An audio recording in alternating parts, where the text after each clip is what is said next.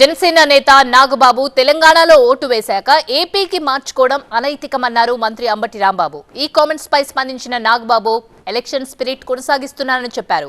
ఇద్దరు నేతల మధ్య కామెంట్స్ బిగ్ ఫైట్ లో చూద్దాం. నాగబాబు గారు వారి భార్య తెలంగాణలో అక్కడ ఓటేస్తే శాసనసభకి మళ్ళా ఇక్కడ ఓటు వేయాలని ఇక్కడ జాయిన్ చేస్తే ఇది అనైతికమైన అంశం. చట్ట ప్రకారం తర్వాత విషయం. ఇది అనైతికమైన విషయం. ఈ విషయానికి సమాధానం చెప్పవలసినటువంటి బాధ్యత ఉంది. ఇవన్నీ నాగబాబు గారు అక్కడ ఓటేశాడా?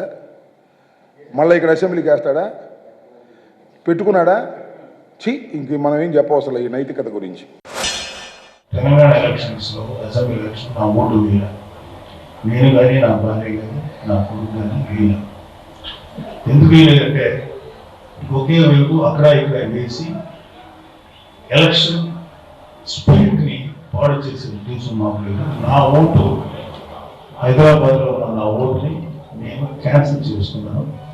దానికి తగినటువంటి ప్రూఫ్స్ కూడా ఉన్నాయి. టెక్నాలజీ వచ్చింది. అది కావాలంటే ఎవరైనా షేర్ చేసుకోవచ్చు.